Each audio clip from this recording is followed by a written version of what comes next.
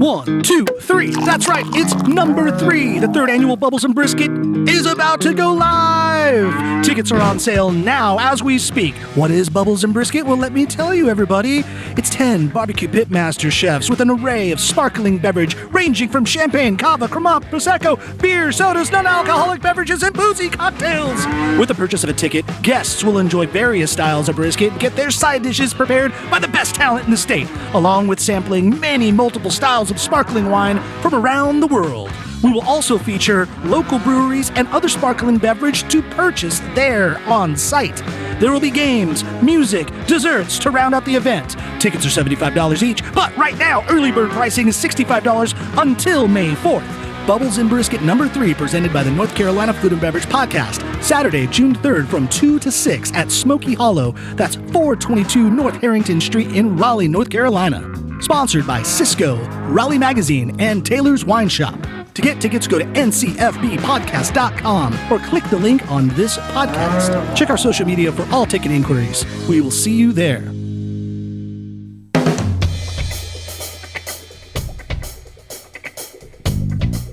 This is the North Carolina Food and Beverage Podcast, brought to you by Cisco. Cisco is here to help set you up for success by delivering high-quality foods, products, and services for your restaurant. Recording live to digital from the NCF&B studios in downtown Raleigh. Join us as we lead you into the kitchen, inside the bottle, and into the minds of the food and beverage industry. And now, finally shutting up about the Mexican pizza. It's Max Trujillo.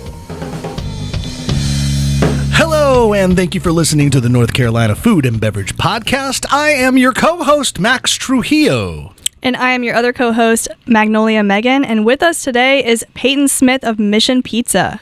Yeah, welcome, Peyton. How are you? Hi, I'm great. Thanks for letting me be here. Well, and before we get in, we decided to open this up for a little bit wider of a panel.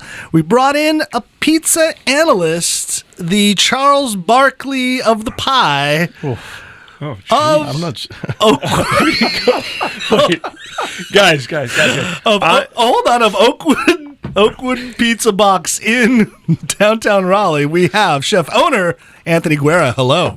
How are we doing? I would like to make a record. For those of you not watching this and you're listening to my voice, I am down under 200 pounds. I am ready to run. Charles Barkley, bad player comp. Oh, really? I need a better player comp than that. All right, but the Steve Kerr, we'll give you the... I'm just kidding. All right. So, who is not in the show today is Matthew Weiss. He's on spring break, having a joyous time with his kids and his wife, and we wish him all a good time. And then sneaking in here, he's off mic, but I just get to say hello. One of our chefs at Crafton, Henry Ramos, is here. Here, I'll just do for the cameras. If anybody is watching us anywhere on socials and all, you can see Henry, and I only bring that up, because he is a human and he's here, and he's a super dope-ass chef that works with us at Casa in Crafton. But Henry's been a longtime listener of the show, and one of the things that he said was back in his old job, which was a food delivery person working for IGF, he's like, man, I used to listen to your show all the time, but one of my accounts that I used to deliver to was out there in Winston-Salem at Mission Pizza. He's like, I'd love to be just a fly on the wall in your studio when you record with somebody. And I showed him all the people that were on deck. And Peyton, you happened to be there. All right. And he got excited. So that's why Henry's in here, just to kind of be, fanboy a little bit and hang out. Just a little bit. Yeah. And then it wasn't very hard or difficult to, A, ask Anthony to come in and speak to you, but B, really just for Anthony to get on microphone. That wasn't hard to ask. So I appreciate that I have really some of the best pizza talent in the state at one time. Megan, are you a big fan of pizza? Oh, yeah. I love pizza. That's right. Oh, yeah. Well, the first podcast that we ever had, we had V Pizza. We had Anthony Rapilla and Katsuji on talking about pizza. So I guess let's get started there. You're out there in Winston-Salem. Uh-huh. You're a native to North Carolina, is that right? I am. Yeah, I'm from Winston-Salem. Which is a rare thing for a pizza maker in the state. Yeah, probably. So let's just, where did this love of pizza come from? Why are you devoting your life to pizza? I don't know how. Is this long form? Like, We're gonna go 6 hours today. Okay. No, Okay. but I mean, let us behind the curtain a little bit. You know, the answer is, when did I love pizza? I didn't love pizza until I started making pizza. Okay, but prior to that, I sort of had an inkling that this could be a good career move for me. Yeah. That was probably educated by any number of things, like this previous athletic life, educated by kind of like my early experience just working for the man, so to speak. Yeah. And I thought that's probably not going to work out good for me. And really was kind of a combination of me thinking, can I, in terms of like how I fabricate my life and how I build my career, what you do for a living is such a big part of your life. I wanted it to be meaningful and I wanted it to be rewarding. And so I started to have this idea about food and restaurants, and it was always about from the top down, like if I'm going to do this, I'm going to be an operator, and how do I retro engineer from that frame. And so then it was just kind of a combination of like things I'm interested in sort of naturally, some food experiences I've had in my life.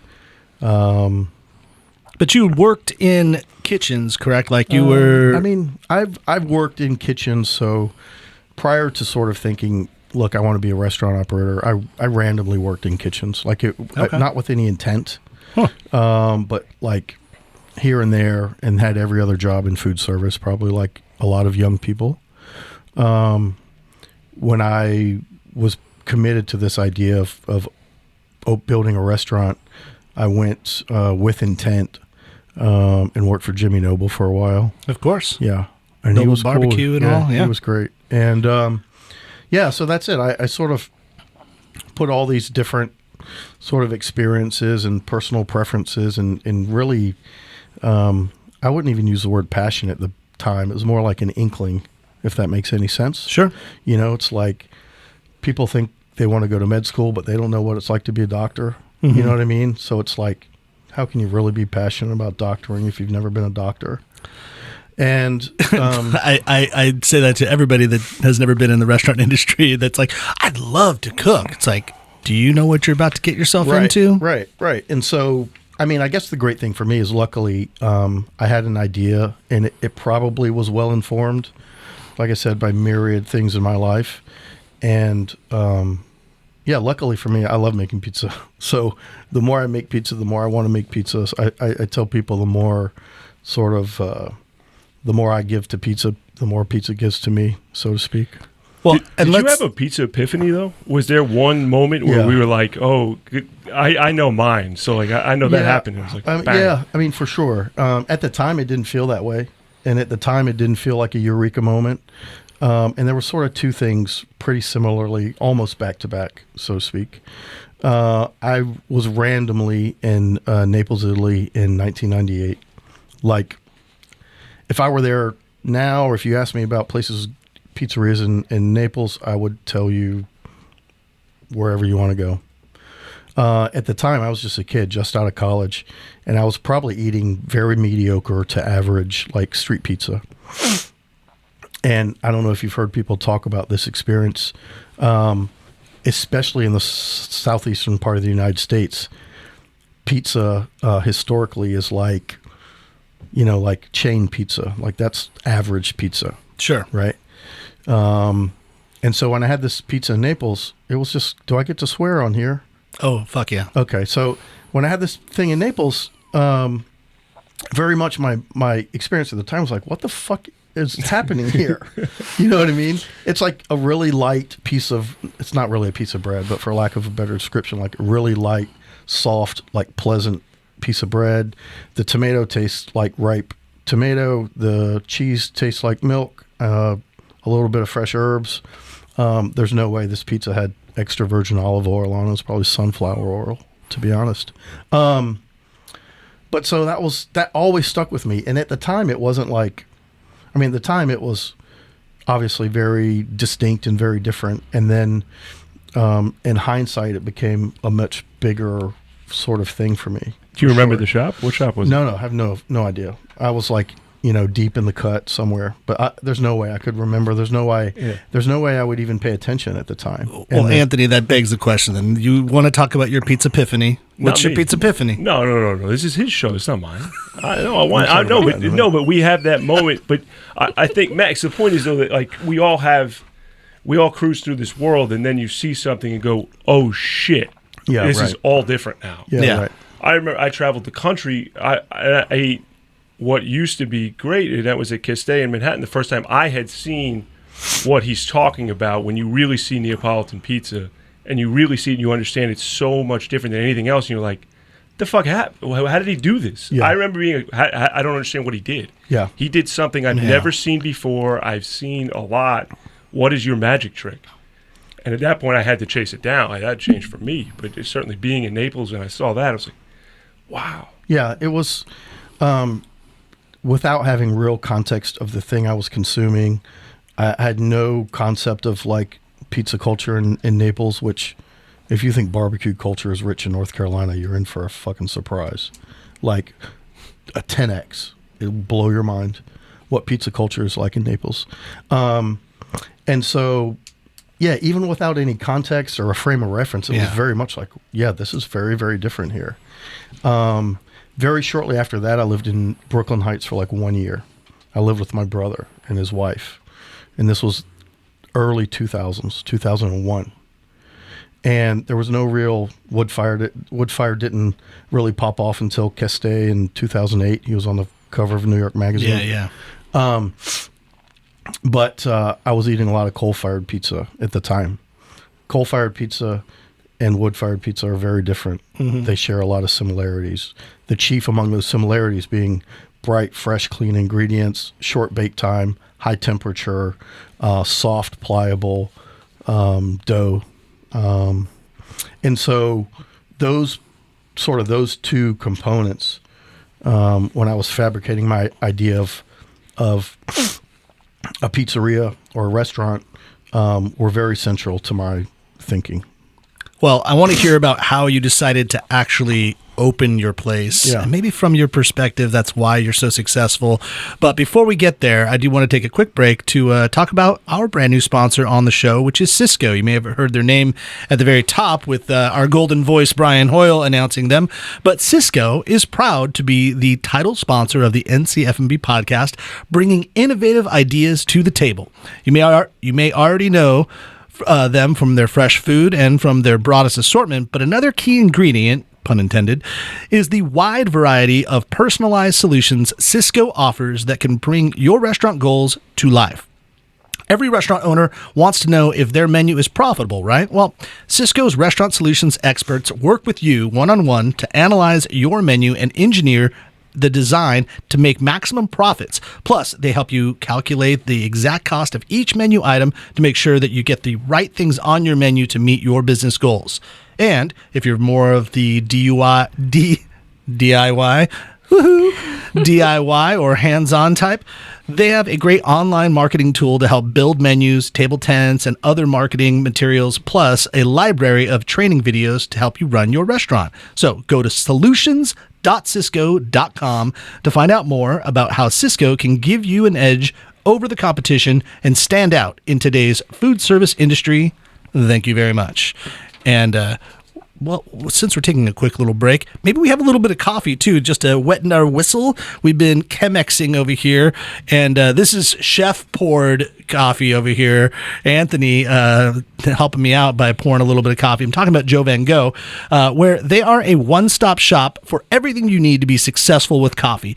Whether you're talking about specialty coffee, like what we're drinking right now, which is coming from Honduras, or you can talk about coffee consulting. If you're opening up a new restaurant and you need someone to just take the reins and take over that daunting task of running a cafe, you can look to them. You can also do private label roasting. That's if you really want your own coffee. Anthony, you do like a Oakwood pizza box coffee? Well, I could hook you up with somebody. They're friends. They could do that. And then also cold brew. Everybody loves that. That's Matt's favorite thing. He doesn't share his coffee with us. He gives us maybe like 3 ounces, and then he puts it back in the fridge so he can have all of his cold brew on another day. And then, of course, barista training and equipment servicing, and actually equipment to boot. So if you want anything, if you want a one-stop shop to get your coffee program off the ground in your new business, go to joevango.com. And thank you so much. Now we're all sipping. Everybody had a little coffee. My wife loves it when I make mouth sounds on the mic. Yeah, I'm sure. Yeah. Well, now we're back. So let's talk about this. So let's smash cut to when you open. And real quick, just for frame of reference, so people know, like why are we talking to Peyton Smith? Why would we care? If you don't know who he is, just a quick little behind the scenes. In 2022, recently, you were a JBF Southeast semifinalist. That's a James Beard Southeast finalist, which isn't very common for a pizza chef. That's not something that, just like barbecue, as you mentioned before, you don't see a lot of guys like, Rodney Scott got up there and won that award in his region, but you don't see a lot of barbecue or pizza people get recognized at that very high level of, say, James Beard's. But then also, the Food and Wine magazine put top 50 restaurants or the best pizza in every state. And I only bring this up because it was kind of a funny and a silly anomaly that now Mission Pizza, your pizza, Peyton, was named the best pizza in North Carolina. And then as I'm reading through the whole thing, it says the Carolinas have absorbed a considerable amount of New Yorkers over the years. Anthony Guerra grew up on Long Island with Umberto's of Hyde Park, of New York's Hyde Park, and working at Keste before going his own way. His Oakwood pizza box has been kind of a big deal around the Raleigh area ever since opening in 2017. So pretty cool that, Anthony, you got mentioned in the same frame in Food and Wine with Peyton for Mission Pizza. That guy was very kind to us. Yeah. What did that dramatically improve your business when those articles or even James Beard came out? Actually, no. I would say arguably what feels like a bump, and these things last for like 2 weeks, 3 weeks, right? That's why if Portnoy shows up at my restaurant, I'm going to tell him to leave.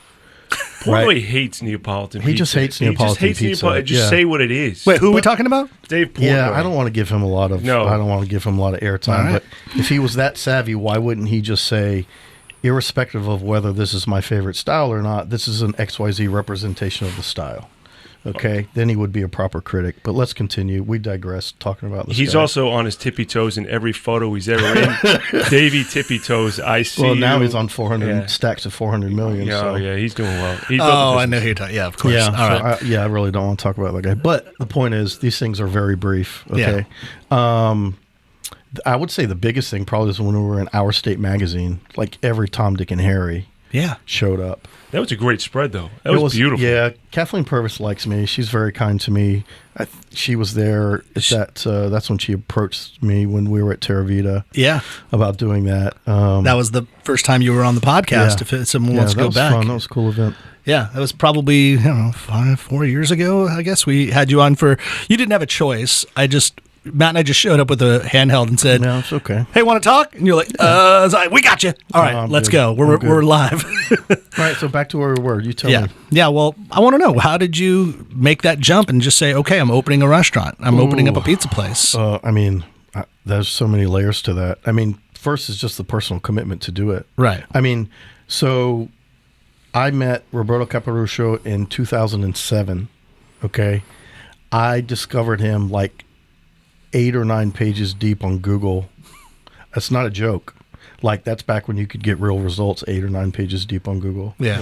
And he was at Amano in New Jersey. I tried these other methods. I said, I just need to learn what I'm doing, first of all, right? So, and so I went and met him. We became friendly. He gave me some really good advice, and he basically said, if you're not building a restaurant right now, then we should not waste our time.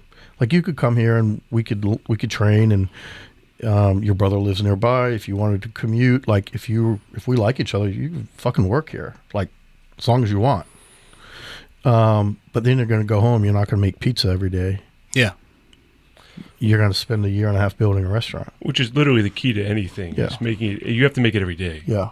I could give you a recipe of what I did today. What I do tomorrow is going to be slightly different. Yeah. And what's going to happen in a month, a year. It's a totally different game. apart from pizza, the other big endeavor in my life is like this old soccer life. And like, if you don't train every day, right? You know how to do it, but if you don't train, forget about it. You went to Wake Forest University, and you played on the men's soccer team. I did, yeah. Soccer was a big deal to you. Yeah, I mean, I was one of these kids that wanted to be a professional soccer player when there was no professional soccer in America. Yeah. Like, if I was Greek or Italian, for real, I would have told my dad, like 15, 16, like, I'll see you later. And just done it. Yeah, send me over there and give me 5 years. We'll see. Do you think you had the tools? Do you think you could have done it? Yeah, probably for sure. As our resident sports analyst over here, Anthony, do you know anything about soccer? Do you care about soccer? Absolutely love it. But but Peyton the guy, Peyton the dude, Peyton the pizza maker that I understand. If he's that obsessive about soccer, he'll figure it out. Yeah. I mean, I don't have a doubt. Because to do what he's doing, you need to be fully obsessed. You have to forget about everything else in your life. And if you could do that for pizza, you could do it for soccer if you really want to. Well, you asked me to do brisket, right? Yeah.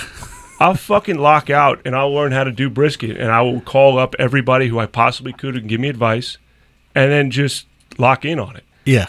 Peyton probably did the same thing when he made pizza. He probably did the same thing when he played soccer. It's the same skill set. Would it just be anxiety, like knowing that you put out a subpar product, even if it's something that you're not known for? Like if we were saying hypothetically, hey, you want to be a part of Bubbles and Brisket and do this? You're like, I've never made a brisket. It's like, but I bet you could figure it out. 100 or 0 is what my older brother is a great research. It's 100 or 0. Yeah. If I touch it, it's got to go to 100. This interview, I did more prep for this interview than I prepped for the restaurant. Ask Peyton. I went out to Michigan. I told my wife, I said, we got to go. She brought it up. Yeah, she was there on Saturday. I was there Saturday night. I worked service, then drove out, ate pizza, had a wood-fired lobster. It was remarkable. And tell us about this. Tell us about the experience. Please. No, all right. So what people need to understand is that Mission Pizza for Neapolitan Pizza is so far and away better than just about anything else in this country. And I've eaten everything in this country. That's how good it is. That's kind. Thank you. It's remarkable. Like, if you actually want to see true Neapolitan pizza, that's what he's doing. I'm not just saying that because he's here. It really is that fucking good. It is that fucking special. And I think that you might not love Neapolitan pizza or whatever, but if you want to know what it is, what it actually is, that's it.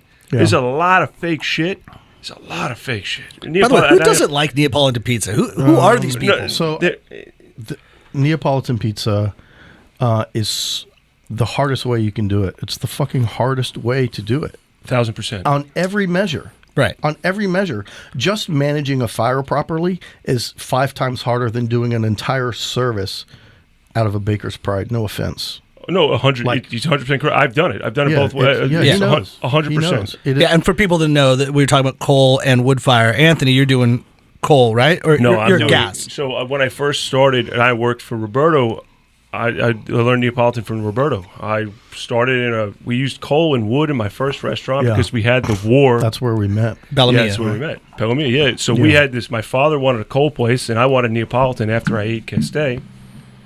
So I made him happy by having some coal in the oven, but really the truth was it was wood fire with like a couple of coals to make my dad happy. Yeah, that's true. That was all that was, but all we really wanted I wanted to rip out that oven and put in, I wanted an Acunto so bad. Yeah. All I wanted to do was do that, get rid of all this other stuff. But, my brother and I made every pizza. I have 2 brothers. First, my older brother and then it was my younger brother, myself, and my older brother. So the 3 of us, that was it. Because training somebody was that hard. And Neapolitan pizza is it's that hard. Yeah, so explain a little bit. So, I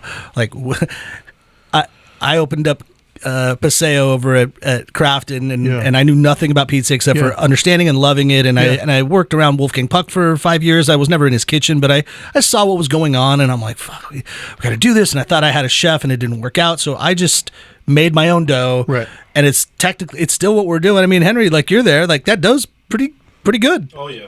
Yeah, I mean, and the joke there is, it's like a broken clock is right twice a day. Yeah. I broken clocked that fucking pizza dough because I just read some things. I kind of understood the basic idea, and I put dough together one time, and it came out really fucking good for me. Sure. And I went, oh shit, I'm never going to change this. I don't want to fuck with this. I didn't even experiment with other ways. And then when we brought our chef in, Kyle Tiers, he told me a couple little tricks that could maybe just make it a little bit better. And it did.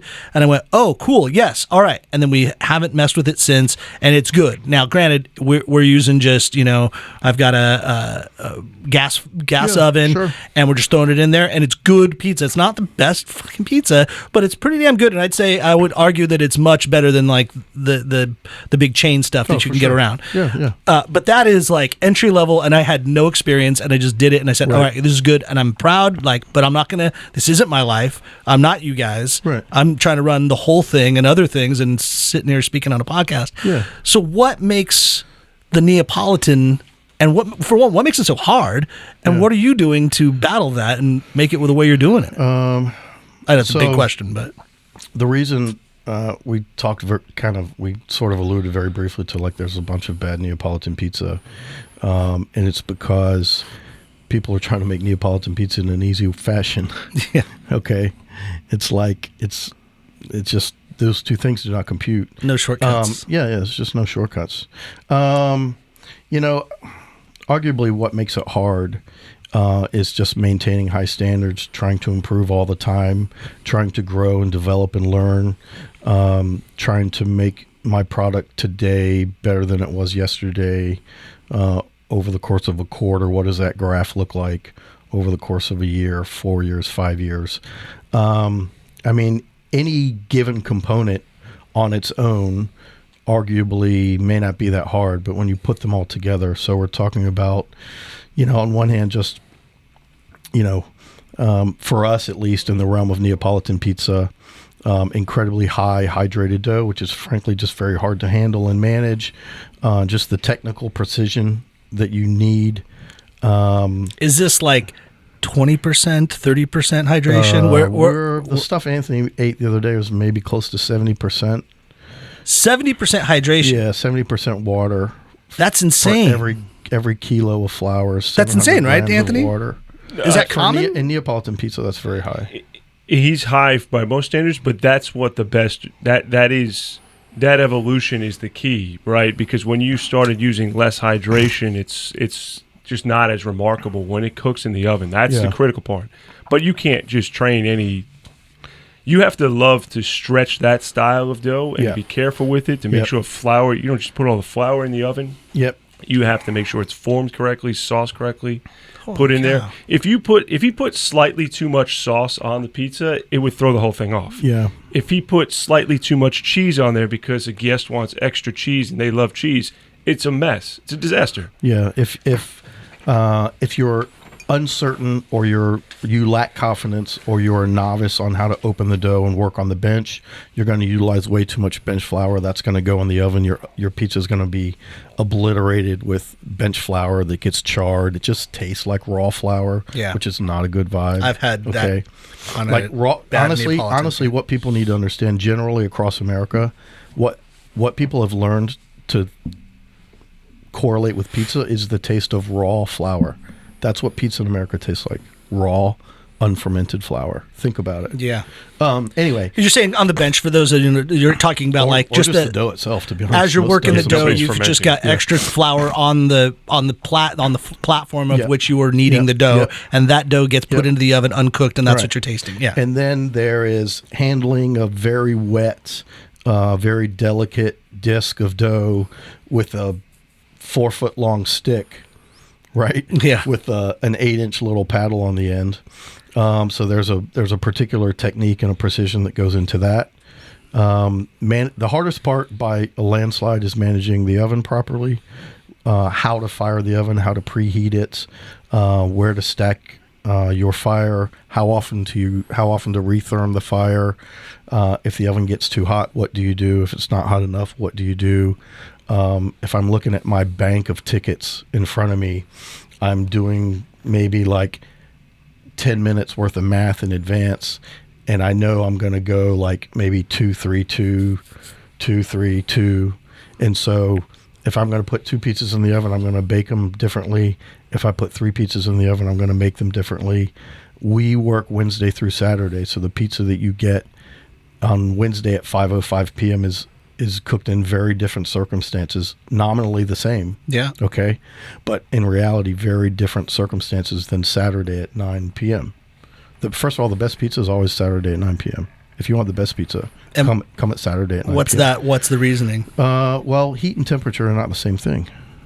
Okay. Okay. Is it because you're making more pizzas at that time? The biggest thing is that the oven is hot and saturated for a period of days. Oh. Okay. Yeah. Like, listen, if you come on Wednesday, you're going to get a banger. I promise. But it's going to be so much better on Saturday. If Anthony comes, though, who like he's dialed in, he is the pizza geek. He might know the difference between Wednesday to Saturday's pizza. I mean, barely. I mean, it's not that discernible, but it is a major difference. You know. Well, are you keeping that fire going on your down days? Like No. I talked to Oscar Nyapi of he's no longer at Coletta, but he had mentioned how they keep the hearth going even on their down days because they want to maintain. And I know that like we had gas assist on some of the Wolfgang Puck ones, and they would just keep it going on the day that we were down or at night. I mean, it's helpful if you can do it. Gas assist is nice for sure for that reason. But you let it die out and then just start fresh on Wednesday? Just start again. Okay. We have a particular problem in Winston-Salem. Getting cured, well-seasoned, professional grade wood is nearly impossible. And so on top of that, I have to cook with wood that's not very dry. What type of wood do you typically use? Hardwoods, red oak, white oak. We have tons of wood. Yeah. Okay, but I've tried everything. And the best thing, honestly, for me is to get wood from this really nice woman in Walkertown who is very reliable. At a bare minimum, she splits the wood the way I need it. And then does she have a good TikTok where she's? No, I don't know if this woman knows what TikTok Megan is. knows what I'm talking about. The lumberjacks that break the wood. You know, I can see maybe we get the two of you guys breaking some wood with the collaboration. My brother Lewis used to do it. My brother Lewis used to split all the wood, and then we would store it in storage units. What's his TikTok? He does it. His profession is not allowed to be seen or spoken about in the world. So where he is, no one knows. But he used to split and we used to keep storage units. But like that's what Peyton has to manage with that is incredible. And what my question is going to be is, does the average guest understand the quality level that you're putting out, and what percentage, if we were talking 0 to 100, what percentage of quality does a guest understand? Oh, okay. This is a really good question. I would say, the average guest, even if they really like what we do, and they either because they see it, they're frequent. And I mean, I stand there in front of everyone all day long, make food. Like there's nothing that's unseen. So maybe they observe, and over time, like they get it. I can't imagine. I mean, very few people have a frame of reference minus really, professional pizza makers. And then I think the difference in quality is a very interesting thing. I would say a major probably disadvantage with pizza if you're trying to differentiate yourself, okay, in the realm of execution, consistency, quality by any like objective standard. If you don't know how to cook chicken, the guest knows. If you don't know how to cook a steak, the guest knows. Yeah. Okay. If you burn your espresso, you don't know how to pull it, the guest knows. The fine margins in pizza, honestly, because of the primary textural components, because even bad pizza and really good pizza is an umami bomb, right? With like tomato and cheese and a little bit more cheese, irrespective of how balanced or how well it's actually applied to the pizza. Right. These components of pizza mask, frankly, the quality margins. Let's say if there were gradations, right? Yeah. Buy on bread, sell on cheese. Yeah. So I would say that's a difficult and arguably relatively frustrating thing, probably, if you're in the pizza world. Because unless you're an incredibly educated, practiced pizza eater, right? unless you're an official Kansas City barbecue judge. Yeah. When you just pull the bone straight out of the rib, people think that's good. That just means it's been cooked a long time. Yeah, it just means it's dead. So what I'm hearing is like anyone can do that. And what I'm hearing, and you tell me if I'm receiving this right, is Anthony's question was like, how many people really understand what you're doing to the level? But from what I'm gathering, professionals do. Well, but I think what I'm hearing is you're saying, regardless of like their acumen, the general person knows simply if it's good or bad. Like pizza, no matter if you're getting the, we'll just, Chris Bianco, right? Like Bianco pizza is notably known as like some of the best pizza in the country. Really good. Or Domino's, like regardless, if the guy at Domino's actually baked it properly to their spec the way they want it, and it came out the way even like the head of Domino's would say, like, hey, they did it right. Yeah, I bet it's probably going to taste pretty good. My point is, it's going to taste pretty good. Consistency is the whole other thing, but it's probably going to taste pretty good. But if someone messed it up, then everyone knows that it's wrong. Like everyone can figure out when it's bad pizza. Yeah. So like, do they understand the high level? And Anthony, maybe you can relate to this, but as a somm, I've always known that when you have done your job correctly in pairing food to wine when the guest is already on their second glass of wine and they didn't even realize, like they're 2 bites in and they're like, can I have a second glass of wine? And they're like, oh my God, I'm drinking this so quick. And it's not because they're alcoholics or they have a drinking problem. It's because it's perfect. And they want more wine with their food because that experience is dopamine hit so hard that they're like, oh my God, it's flowing. Like, it just happens naturally. That's when you know you've done it right. But I think my issue here is that the guest perceives or understands quality levels, say, up to 70%. Maybe 70%. Yeah. And where Peyton's operating in that 90 to 100 range that I understand because I dedicated my life to what I do. But it must be torture in some ways for you to watch these other places. Like it drives me nuts. Well, like when guests don't get it and they just have some basic level review or response or reaction or like, yeah, it's pizza. That's if we're being honest, I think probably anyone has a very complicated relationship with that kind of thing. You know what I mean? Like, it kills me. The word good. First of all, like, I don't know, you're so deep in social media, right? Everyone says best. What they mean is their favorite because they're not qualified to judge what's actually the best. Right. Because they don't know what they're talking about. Like some 12-year-old says that, Chris Paul's the best basketball player in the world. No, he's not. He's not the best. That's that 12-year-old kid's favorite basketball player. My truth. It's my truth. Okay. And the idea that there's an absolute best is, minus like I can play basketball against you or I can play soccer against you, and everyone can discernibly observe this in food and beverage and these kind of other things. The idea that there's a singular best is absurd. Now, are there echelons? Absolutely, there are echelons of performance and execution. So I think the language is tough. The reality is when people, like, if people say they don't like the food, if they say they don't like it, okay, great. I know for a fact already going into this, a lot of people aren't going to like it, right? You get a little worked up if people say, oh, it was XYZ. And to be frank, the only reason you get worked up is it's not personal to me. I'm beyond that, right? It's more like, hold on, this is telling a narrative about my business, which is frankly like inaccurate. Yeah. You know what I'm saying? Mm-hmm. That's the only reason you get worked up. Well, there's At like, least for me, I think. That's like, to like put it in very generic terms, like Guy Fieri's been doing diners, drive-ins, and dives for 90 years now? God, so long. But what he's really doing is he's highlighting just people that give a shit and people that try. Yeah. And it can be, we've had recently like Stephen Devereaux Green of Herons, and it's, 5-star, 4, high end, like as zipped up and high profile as you can get. Or you can just have, like he recently had our good buddy Brandon Shepard of Shepard Barbecue out there in Emerald Isle on dive-ins, whatever. Guy, make it easier for me to say, please. Yeah. But the idea is that he's just like, yeah, is it good? Does someone care, or do they not? And do you, as the customer, care?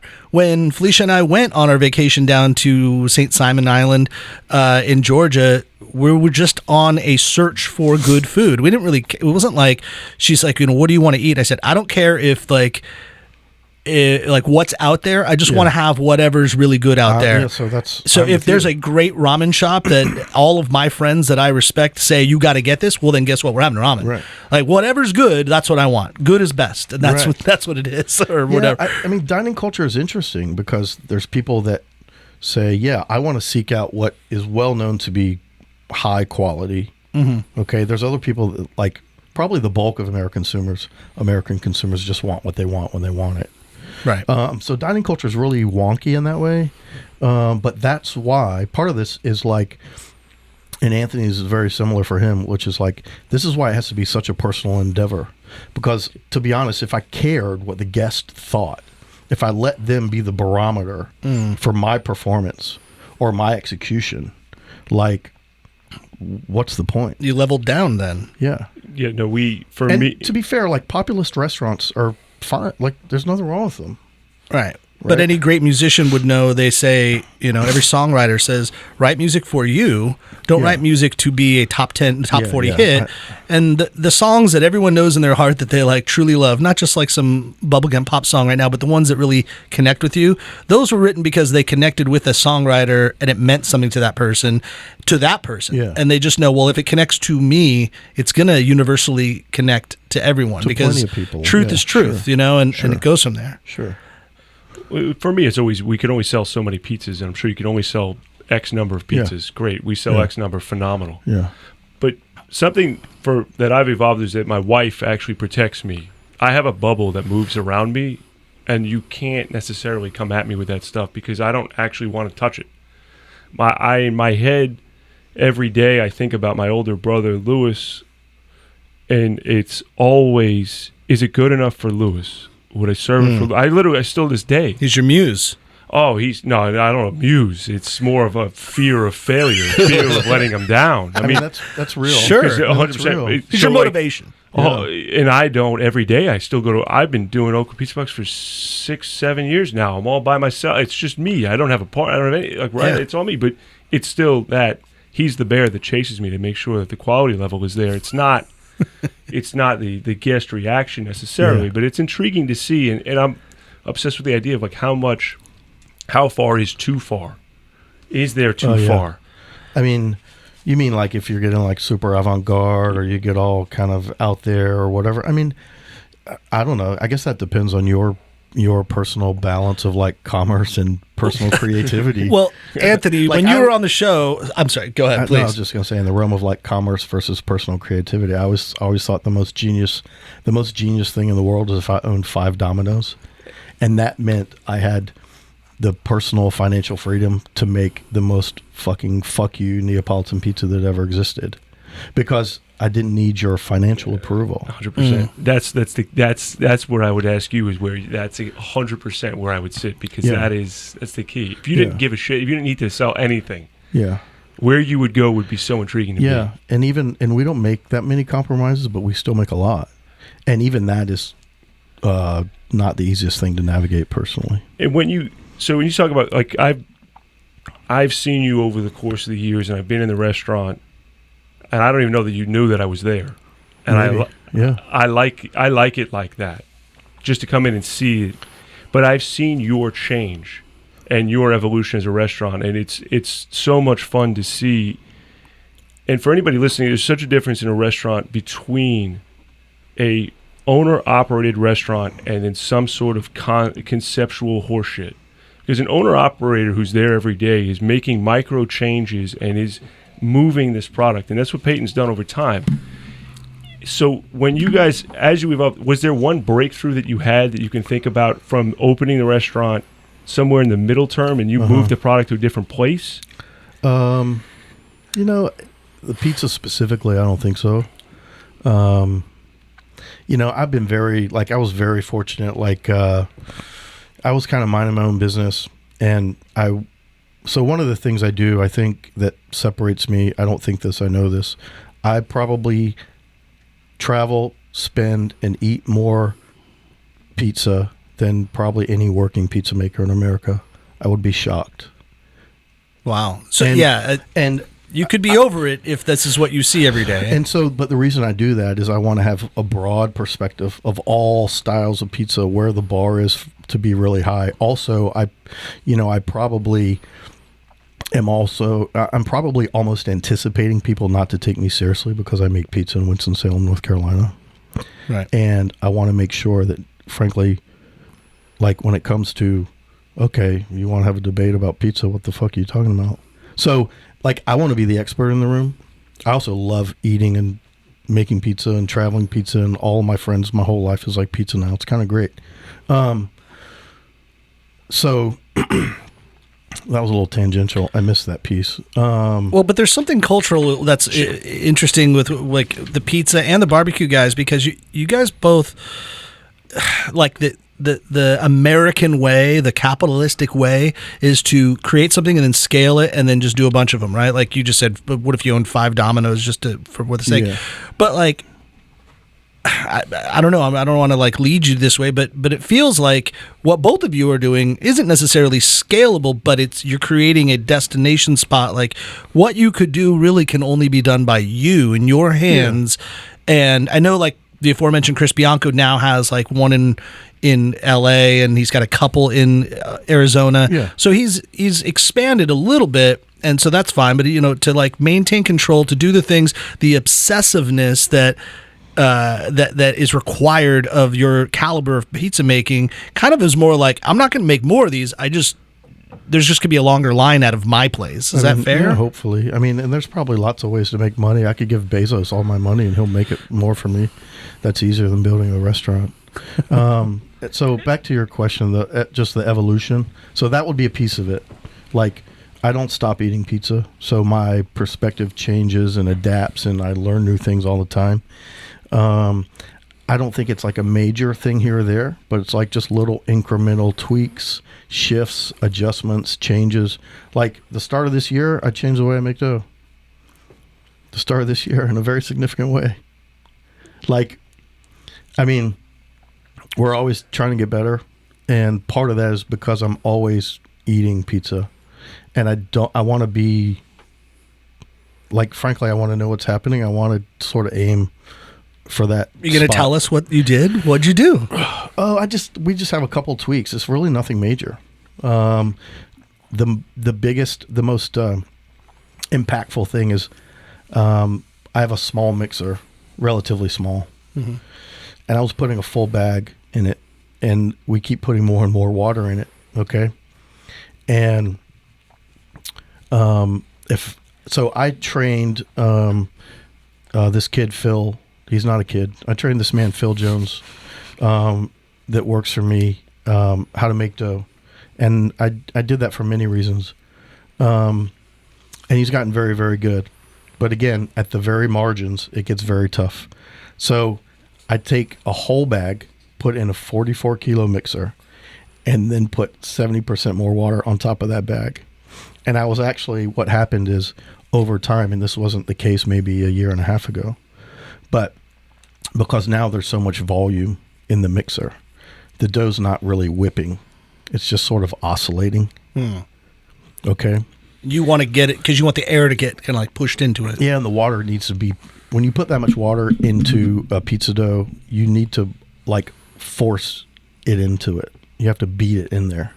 And I'm also using a blue bag, which everyone else uses Nuvola, which is a beautiful flour, but it's kind of a hack. This is the Caputo? Yeah. Caputo double O bag. Yeah.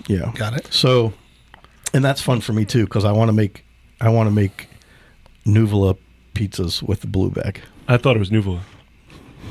100%. I was like, oh, it's Nuvola at 70. Yep. Yeah, it's a blue bag. I thought it was Nuvola at 75%. Yeah, blue bag is that's cool. 20% weaker than Nuvola. That's cool. I think the W factor on Nuvola is like 360, pushing 360. That's awesome. No, and this is definitely like, we're definitely in the weeds here. Like, I don't think anyone in this who will ever listen to this will understand what we're talking about. Yeah, I don't know what you guys are talking about right now. But no, it's okay. We're at the 53rd minute. We should be in the weeds at this point. We're in the weeds. Yeah. But that's sick. That's Look at sick. That's a good Anthony's trick. smiling over here because of this. No, I swear to God, because this is fun because you eat a lot of pizza. I only recently started to travel, and I've only recently again turned on eating pizza again in other places. It was off for years because I was in my own shop. Yeah, yeah. And we recently did a trip through Brooklyn again, New York, did that, and it was sort of like reawakened that portion of it for me. And then going out to Peyton and doing it, like, it's like this is how I started. I went to every pizza place I could, took notes on everyone I could, same. and then You was should like, see my notes app. oh man, It's ridiculous. See, I'm paper notes, so it's all notebooks. So like, my daughter's like, "Can I color on this?" I'm like, "Oh, no, not that one. Don't do that one. Don't do that one. No, no. I think I reverse engineered Manjuri. Don't do that. Don't do that. This is That's it. right. Yeah, don't do that." So like, when he, like, I think you build a hypothesis, and then when someone breaks your hypothesis with Blue Bag, it's like, oh shit, good trick, man. That's a good trick. And you know who does? You know who makes that? Phil Jones makes that every day. That's awesome. And so your point about the margins. So I basically took 25% of volume out of my mix so that it would mix properly, because the dough was not mixing properly.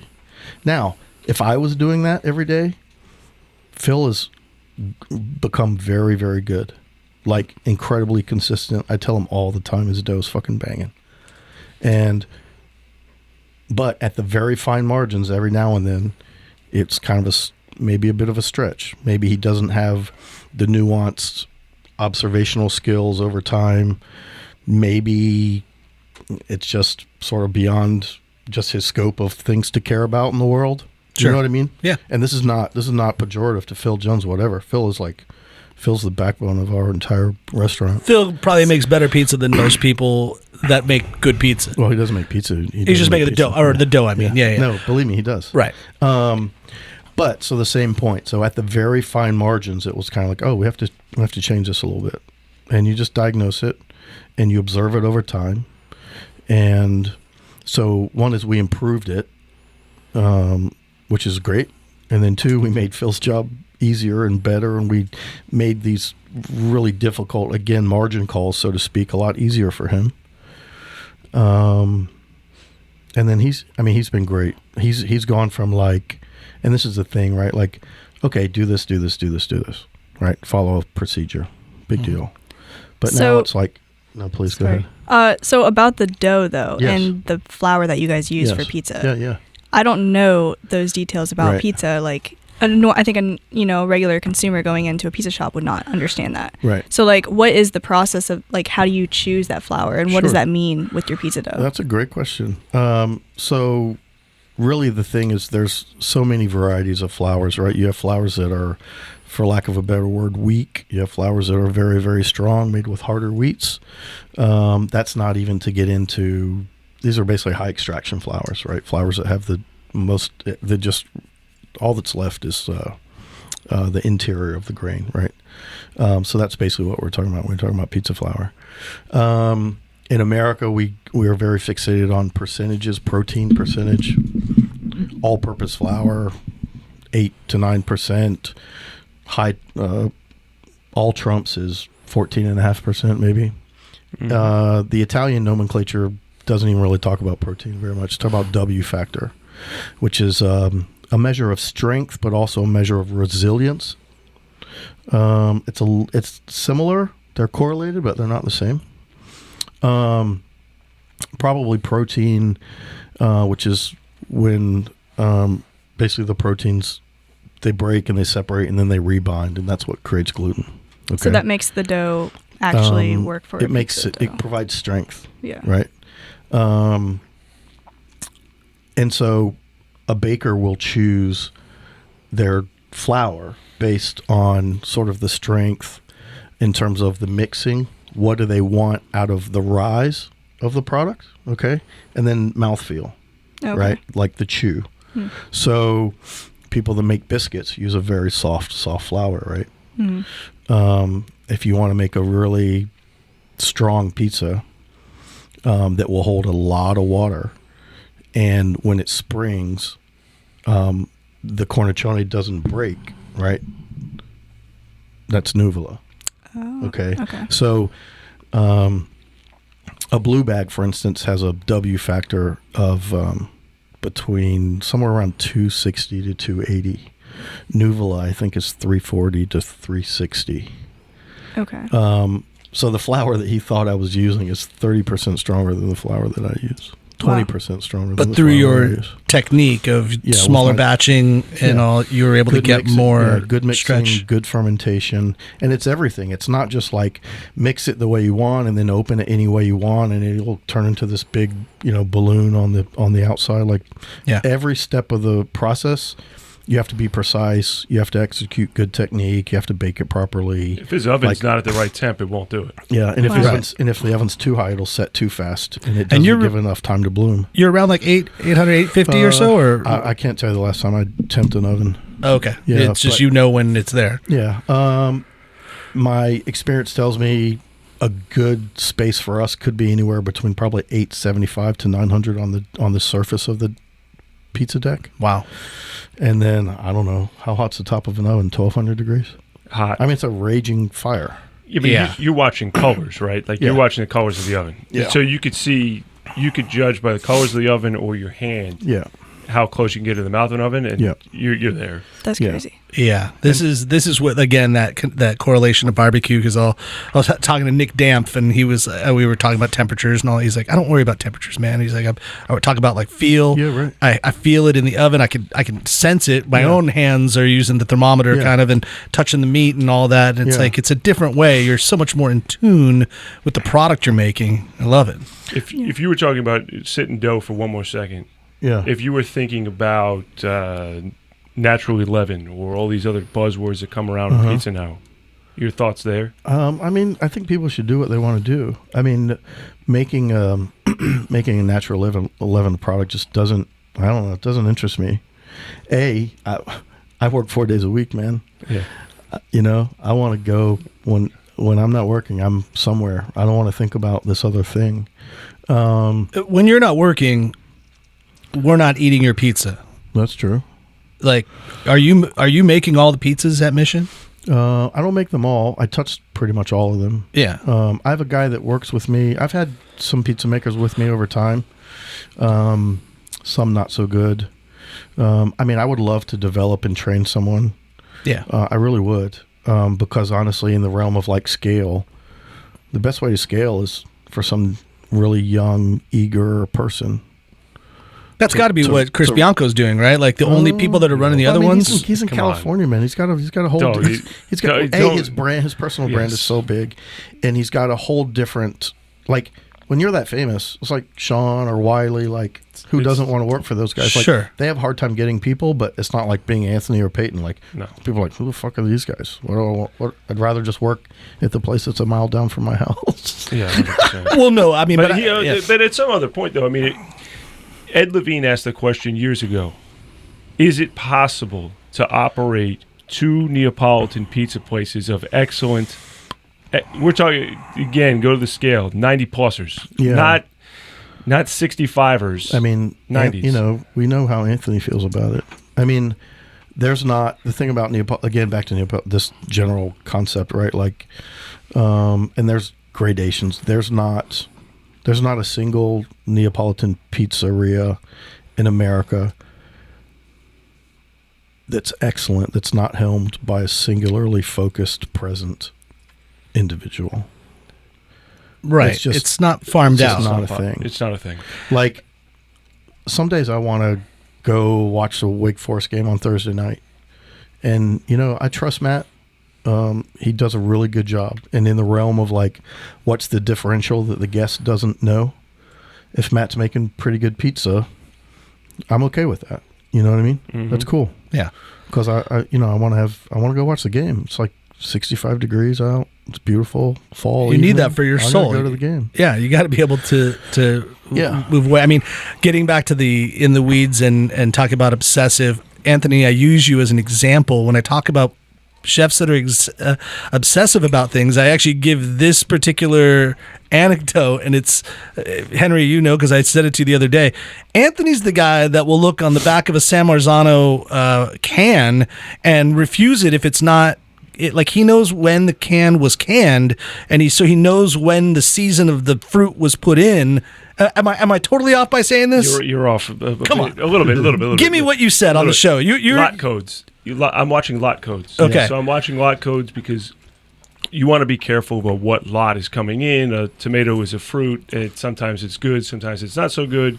So the lot code can indicate some level of quality. Thereby, I could watch a lot code and at least understand what that probably will indicate in the end sauce. But the lot code is referring to what, a particular time of year? When it was packed. Yeah, exactly. Yeah.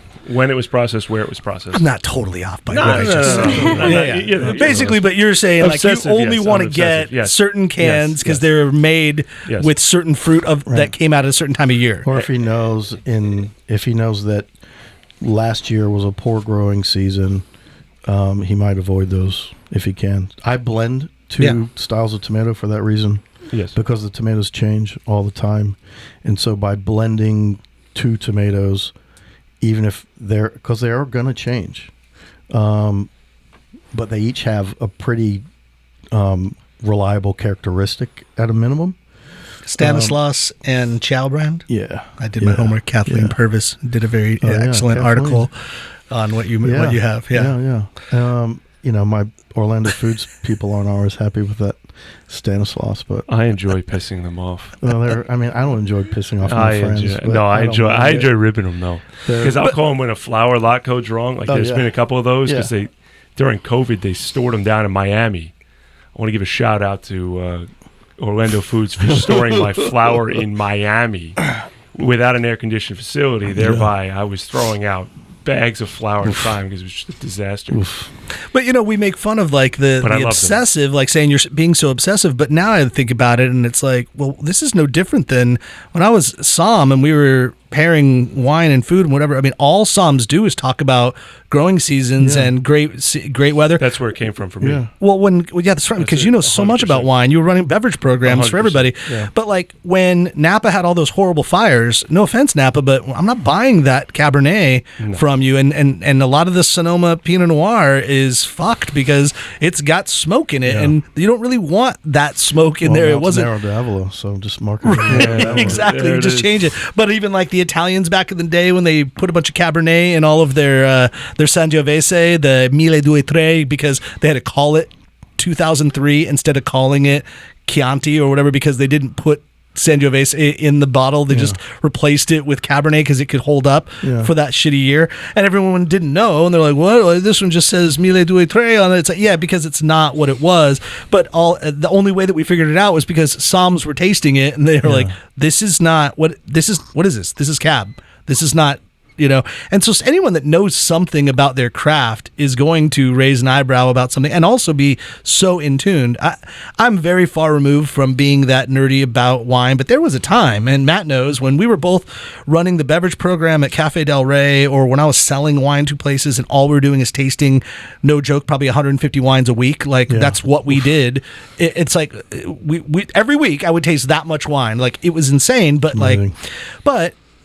you're so in tune and you're so into it. You're like, no, I can't do a 2007 Chenin Blanc from Loire. I need to do an 8. Like it's not going to be right. Yeah. And no one else, talking about the customer and user, is going to know. I know. It's so esoteric to them. But it's that little nuance. It's about, not putting, what was it? We just did this, Chef Henry, we were talking, Kyle and I, we were talking about something, the Benedict we did for brunch, right? It's like we had a really salty country ham, and then we had salt on the eggs, and then we had salt in the hollandaise. And one of our food reps was sitting there, and he knows food, and he came to me. He's like, "Hey man, this is really salty."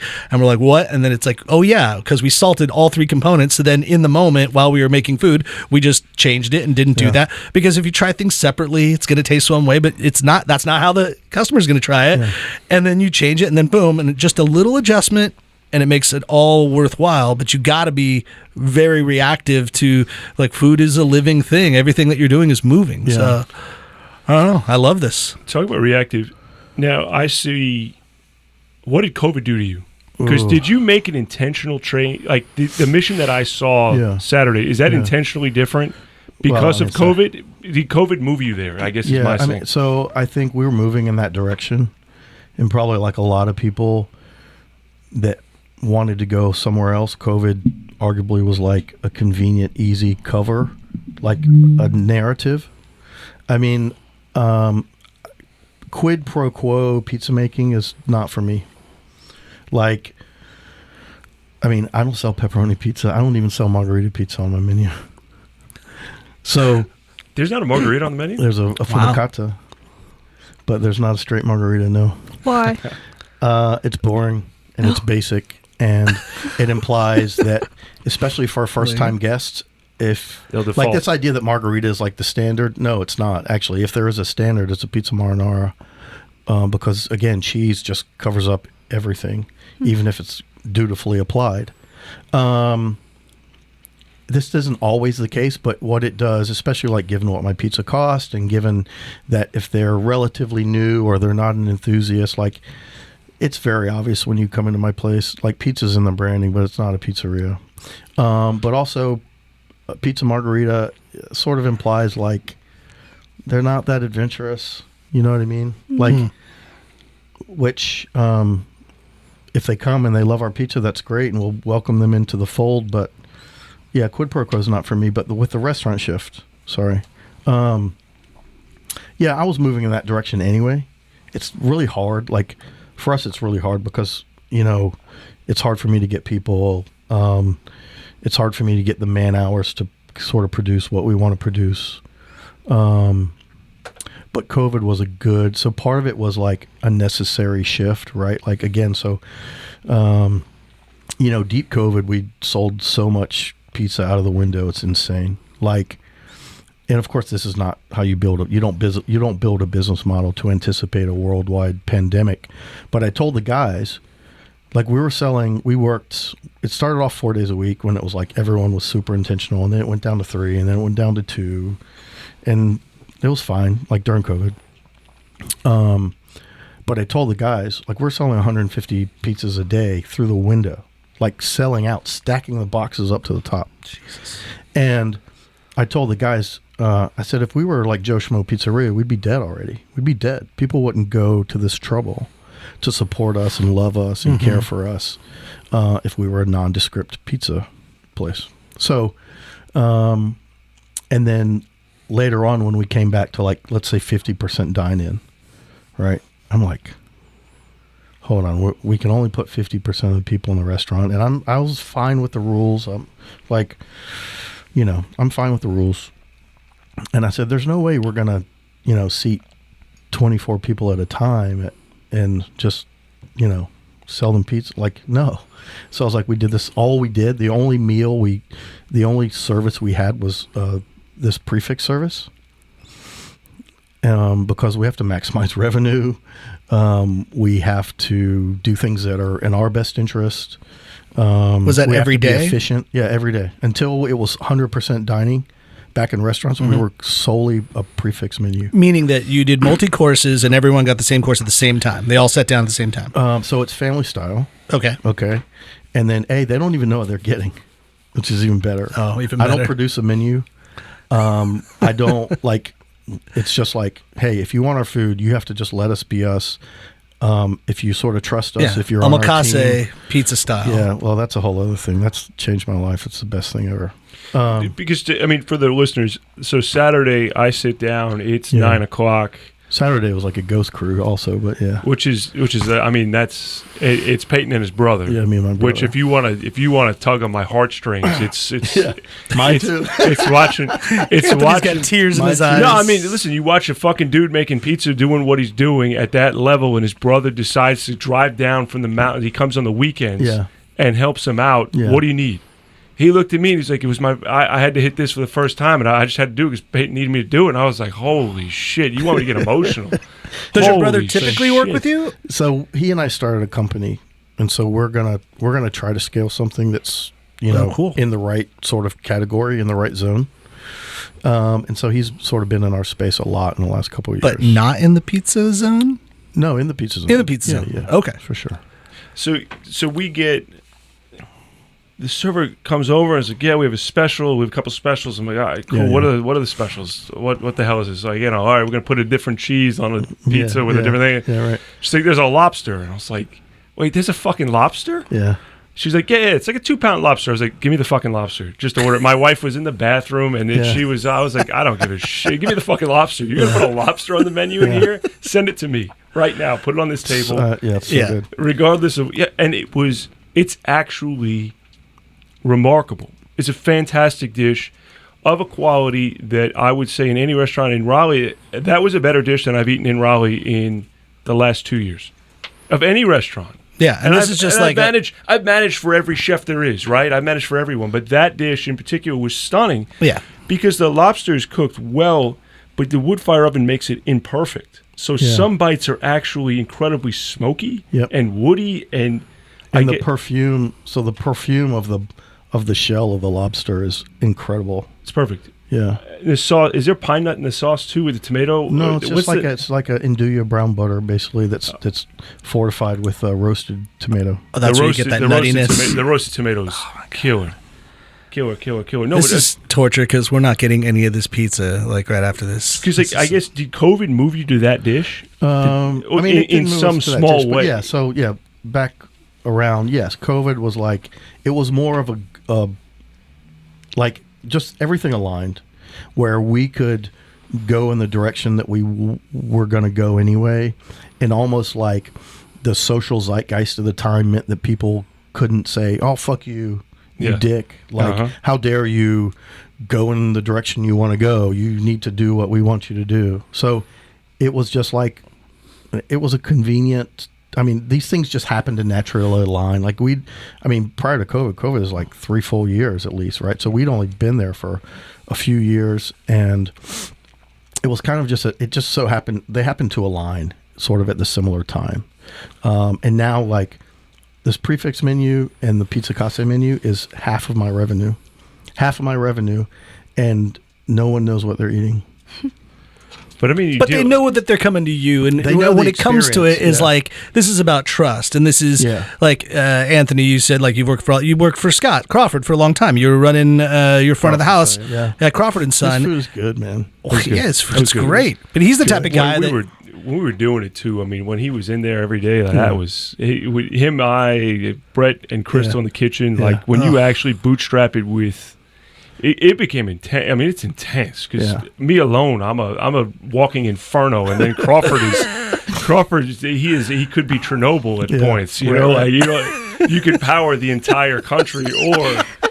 Whoa. Yeah. No. I could only imagine, but he's a person that you could do the omakase version, like because. You don't need everyone, right? You don't need everyone in the world to come in and sit down at your restaurant. You don't need to appease everybody. You just need those that care enough, that trust you, and that will come in and dine. And seems like you've figured out a large enough audience to where you can build that trust. I'm sure. Fortunately, I mean, that's why you're on the NCFMB. You're going to get the NCFM bump, and then that won't be 15 minutes of fame. This is going to last you a lifetime after this. Good. Fame's what I want. But no, I mean, the idea of trust is what it ends up being. I mean, going way back, our good buddy old Steve Mangano, when he created the Cure Eat app, right? Love him. We all love him. By the way, if you don't know, he's got Skate Raleigh coming out. He's trying to build a skate park in downtown Raleigh for kids and just doing a lot of really cool stuff. So if you see Skate Raleigh, check into it. Fund it, put money into it, could take your kids there. But back in the day, Steve had the Cure Eat app, and I love the idea of it because he would take someone like you, Peyton, and say, Peyton, would you make a list of the best pizza places that you go to? Right. And then why wouldn't you want to know what you think about this if you gave a shit about food? So that was like a really good mindset of just saying, we're trying to respect each other's acumen of food abilities, and so this is the lane that we're all going to live in. That's why your omakase or pizza kase can exist. Pizza Casa, yeah. Peyton, that's cool. We're very fortunate. Would we see the day where Mission 2.0 doesn't have pizza? or would it always have in a different brand? So I'm kind of looking at something right now, and the space is really big. Oh, you want to tell us so bad? No, actually, I don't. And no, and I don't mean the space is really big, like way too big for a single restaurant, right? And so I would bifurcate the space, and I would basically have another concept next door. Like, I mean, I have personal confidence I could execute that, but the lobster also has confidence you can do it. So when part the branding, like Mission Pizza Napolitana, especially when you're brand new and you don't have any currency in the world, and the nice thing from a business standpoint, right? It's like, I think this could work. I think I can be good at this, but I don't really know. So I can be in the biggest food category in America and also be distinct from day one. That sounds like a good idea. The pizza branding is less and less, it tells less of the story now. I agree. Right? And so it may, I won't say that it gets in the way. It just is what it is now, right? But I think there's something, if I had the right people, there's certainly a part of me that would like to go in a direction, but I need the people to do it. So, I mean, that's the hard part, man. Because that's always, for me, at Oakwood, I'm thankful in every way possible that Oakwood is what it is and how many pizzas we do and how busy we are. Absolutely. I'm thankful in every way possible, but at the same time, as a human, I often think about how limited I am because, like, right after this, I'm going into the shop. It's Tuesday, we're recording. I'm going into the shop. I'll be there for 5 hours to get set up for tomorrow, at which point I'll be there. I'm in at 8:30 tomorrow morning. And this isn't, I love it. I don't mind doing it, but people often ask me, oh, when are you going to come out with the next menu item? And what's the next thing? And then when are you going to open the next restaurant? When's this happen? And it's sort of like, whoa, pizza's such a gorilla that I think about sometimes, wow, what if I didn't have it? What if I could do something else? That'd be fun. And that lobster dish made me really have that, like, whoa, wait a minute. Yeah. Hold on, this dude's doing something totally different. I mean, and I don't even think like, so this is an interesting thing, like the people that are required to basically help you fulfill your vision, right? Like, I'm not even a control freak, man. I'm just not. The truth is I'm not. Like, I'm happy to cede control and what let would people Phil step say? into themselves. I mean, Phil would say I'm not a control freak. I just say, this is where we want to go. This is how we get there. Like, we'll fix it along the way. But like, Evan has carte blanche to do his thing. The guys have carte blanche to make decisions and exercise themselves. But even in that construct, like, there's good people out there, and there's like, certainly you can find people that can execute, right? But it's hard. It's daunting. The sheer cost of what it takes right now is like mind blowing, and that's the insane reality that we face. It's a hard thing to balance, because you do want to creatively, you do want to express yourself, and you do want to grow, and you do want to, as just a person, you probably want to do other things. It's like very, very natural. 100%. But there's just a lot of, Well, I know we could go on forever. Before we get out of here, though, I do want to just be fun and just be like silly and just kind of have some silly conversation. And the fact that I've got my sports broadcaster over here, you said before we get on, Anthony, so if for those that don't know, and go back and listen to Anthony's episode, Matt and I interviewed him. Gosh, this is 2019 maybe that we interviewed you? Pre-COVID, yeah. It was pre-COVID. My life is post-COVID, pre-COVID. Right, that's the only way that we measure our lives. Yeah, I don't know. At the very end, it's 3 parts. At the end of our episode, we faded it out, and then we faded it back in, and then we just did like 20 minutes on sports. Yeah. Because we all love sports, and both Matt and Anthony, both from Long Island, and they're talking New York sports, and I threw my opinions of the Raiders, and I did all this. Well, but you just gave me a little nugget that now you do a segment. You call in on ESPN? No, I don't call in. I'm in the studio. The OG show, the afternoon drive show. I'll fill in for Joe Ovius. Joe Gilio and I do a show together. Oh my God! I don't know. My life is very strange like that. Like I could put things in. Like, it's a weird life I live. It's a strange life. I don't understand it. But no, it's. So you fill. How often do you fill in? Occasional. spot work, sometimes a couple times a week, sometimes once a month, sometimes less. Depends on scheduling and stuff. And they always try to put me on a Friday, and that's just not going to work for my lifestyle. That doesn't work. I'm doing WPTF in the mornings on Fridays, like once a month now, talking food and beverage with these guys on their morning show. It's kind of neat to be in the radio, like in the radio thing. It's different than like this. We're just sitting in a studio, but like we're just in an office. Yo, let me hit Peyton real quick. Yeah. Who's your pizza Mount Rushmore? You talked about Mangano and Curie. Who's your Rushmore? Yeah, what would your list look like? Oh my god.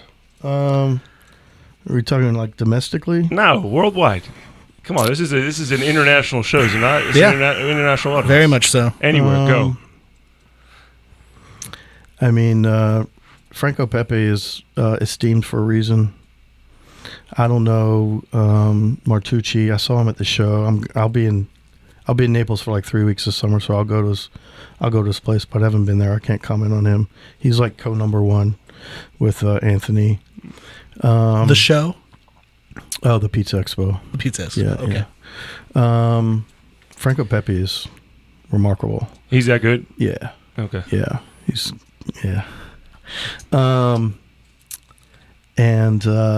I mean, there's so many things. Honestly, I think Chris Bianco is on that list, to be fair. Like, for what he does, the consistency with which he does it, for his longevity, he's absolutely immense. Like, he comes across as this, like, totally natural dude, and he's just a super, super guy. That's cool. And his pizza is, like, really good. It's very, very personal. It's not someone else's pizza. He just makes his thing.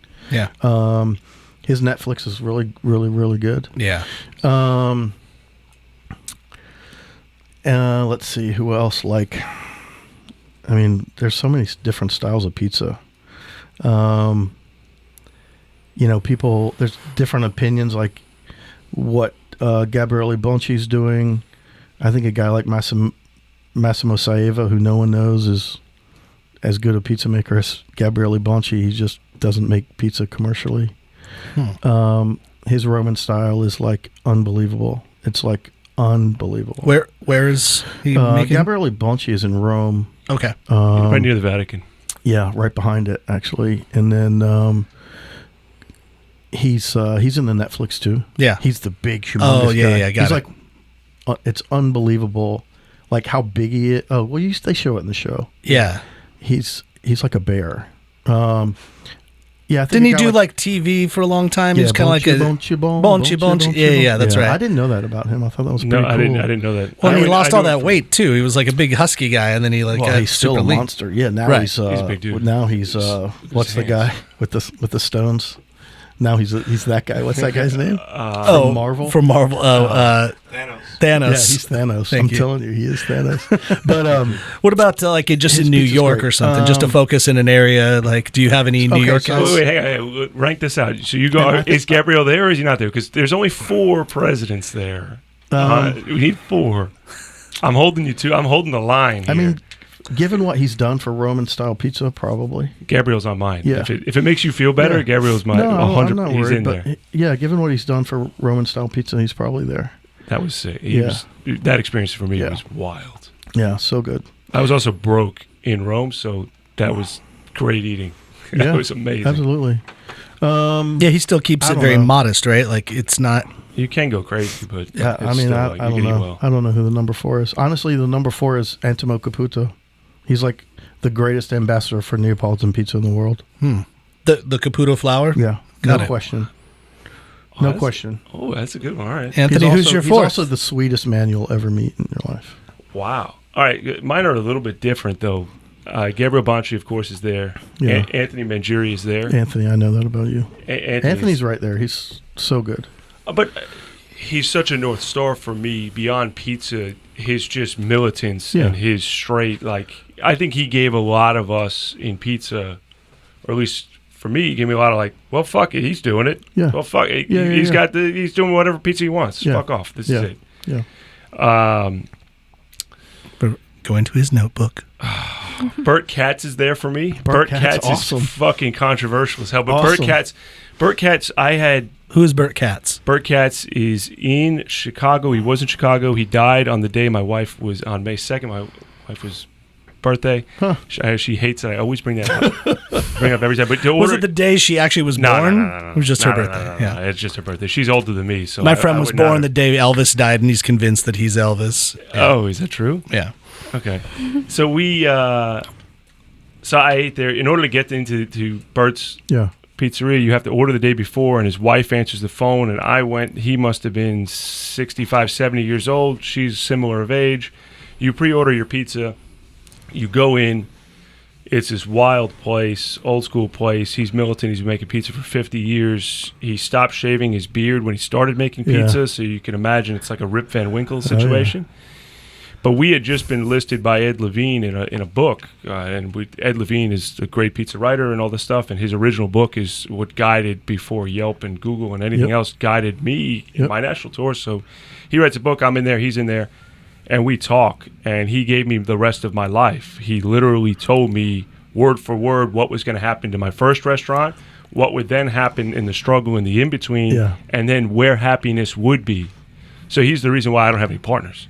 No partners. No, there's nobody. Because the first restaurant, we had that. And he's like, oh, you doing well? It's going to go to shit. Get ready. Get out now. And I was like, what do you mean? He's like, this is going to happen, and this is going to happen, and that's going to happen. It's all going to go to shit. Just leave, make your own place as fast as you can. So Bert's always there. His pizza's great, but he's doing Chicago style, but it's not that stupid, gooey, ridiculous size Chicago pizza, crispy, textural. Well, because side note for people that don't know, that you ran a restaurant with your family for a while, then it closed, and then you platooned in the industry, like both working. You were at On, right? And I did front of house. I did some training, some everything, beverage stuff. Yeah, with Stephen Devereaux Green, and then you worked with Scott Crawford, and aforementioned, and you kind of platooned around at some of the top-notch restaurants in AC for a little bit. AC. I tried to find the hardest. I tried to find the hardest stuff. And then open your own place. Yeah. Peyton left him off. DeMarco. DeMarco. Yeah. I thought you might say that. Old Dom DeMarco. Yeah, right. Old right, Dom DeMarco. Back when he used to have veal cutlet sandwiches was when I used to go to DeFara. Yeah. Old. This is up in Long Island? Brooklyn, in Brooklyn, okay. Avenue J. Midwood. Yep, in Midwood. I mean, what he did for pizza, in my style of pizza, and what I personally am doing now in Oakwood, that was critical. Yeah, that makes sense. The modern stuff is absolute garbage. Don't go there now. It's not the same. It's not even close. It's not even. It's a different thing. Yeah. And that's sad for me. It's tragic. My son's name is Dominic. Mostly for cool. DeMarco. What about like Sal Concilio? Somebody like that. Yeah. What about see, I like up there original Joe Badia. OG Badia. I never had his pizza. Oh yeah. Mm-mm. OG spot. Yeah. OG spot. 40 pizzas a night. Yeah. Done in the DeMarco vein, in the DeMarco family tree. He was doing a great job. That was great. So, Anthony. Rounds. So how about this? Like, what pizza are you eating recently that's really, really good? L Industry, Brooklyn. Yeah. Was sick. Yeah. I was my wife. I'm sitting there ordering. My wife's talking to the guy next to her, and I look, and I'm like, "Oh shit, that's Massimo." Yeah. And Massimo's like getting numbers from my wife. And I was like, he's wearing his Diodorus or something. Oh yeah. He's ready to go, man. But he is ready. Like at any point, if I just roll the ball out, like we'd be going. But at first, I was kind of like, "Oh shit, that's cool." Like, "Oh, he's right here." Whatever. Pizza's he works, man. He works all the time. He's there all the time. His pizza's really, really good. It's funny really, because really I'm having a mixer issue right now, mixer crisis right now. Yeah. And we started talking, and he's like, "Oh, I fucking hate that. I used to have that mixer too. I threw that shit out." And it's like, I'm about to throw mine out. So funny. I hate that. What mixer are you using right now? I shouldn't crush them right now. I'm sure they make other mixers that work for people. I'm just in the camp where it's a piece of shit and it's heating it up. I don't like the end temperature. I don't like the end result as much. I'm working around my mixer instead of with my mixer. There you go. All right, you said this, Anthony, before we got on the mic. So I want to know, what is your explain the pizza theory? Which pizza theory? You talked about it right before we got on. You were paralleling it to social media. Paralleling it to social media with Megan. You guys were talking. Oh, right, the pepperoni. Oh, the pepperoni. Oh, the pepperoni theory. What am I saying? Not the Yeah. The pepperoni theory. Let me change that. Yeah. Explain the pepperoni theory. The pepperoni theory is, I don't know that we should quantify it as a pepperoni theory. That's fine. No, but the idea is that the leader of the pack it's very hard to make advancements when you're in the leader of the pack, and then anyone who comes behind you, your discoveries or your techniques are easily adoptable. So for Megan in social media, you come up with a photo angle or a content style or a filter or an approach, and then there's a bunch of hacks that come behind you and copy you. Mangieri opens up, and then a bunch of half-assed Neapolitan guys go in and go, okay, well, he's buying he's got the oil can, so I'm going to get an oil can. Yeah. He's doing this. I'm gonna do that too. But like they don't. And the copycat could also do like a nuance that almost makes it look like it's their thing, and like they might take it the next level, and now it's like, oh, look what I created. It's like all you're doing is just following somebody else. Yeah, and I think for me, I follow. I had a conversation with Joe Badia in Philly. Yeah, that's the one that changed. So I was going to Neapolitan. Yeah, he goes, "When do you crave Neapolitan?" I was like, "What haunts you?" I was like, "What haunts me is the OG." De Farris Square, the original De Farris Square, back in the day when it was fucking great. Yeah. And that thing haunts me. And we had that conversation, and I was like, looked at my wife, I said, shit, I got to figure out how to make this thing. Because that's what I should do. If I'm going to open a restaurant, yes, I've done, I wanted to correct my Neapolitan mistakes in Bellamia and like do it pure. And then I was like, but no, I'm obsessed with that thing. That's great. Fucking square. You're doing the square now, though, right? Yeah. It's like special order. Or no, you can order it all the time. We do it all the time. But we do, it took me 2 years to figure out. I didn't realize it would take me 2 years, but that thing haunts me. And that was Joe Badia, 100%. That's great. That like casual conversation. I'm like, oh, fuck. Peyton, does something haunt you? So, I mean, in the realm of talking about Franco Pepe, we have the tasting menu, and it's great, like super creative, really technically precise and well executed. And the products he has there are Antonio what's his name, I'll come back to it. He has incredible products there. He's in sort of Caserta up in Caiazzo, like northeast of Naples, and he just built this like pizza shrine, frankly, in the middle of nowhere. And then he's plugged into the media and all that stuff, but he has a well-deserved reputation. Anyway, have the pizza tasting menu, did all the stuff, right? And then I was like, for dessert, I just had to have a margarita pizza, and it was, just perfect. Yeah. Well, Megan, what haunts you? Oh gosh. Do you like it? Okay, so your lane typically is social media, right? So like, social media is your pizza in this analogy. Is there a thing that haunts you while you're trying to figure out your social media? Does Meta haunt you? Does I think Meta haunts everyone. Meta is annoying. It's the Facebook, Instagram parent and all.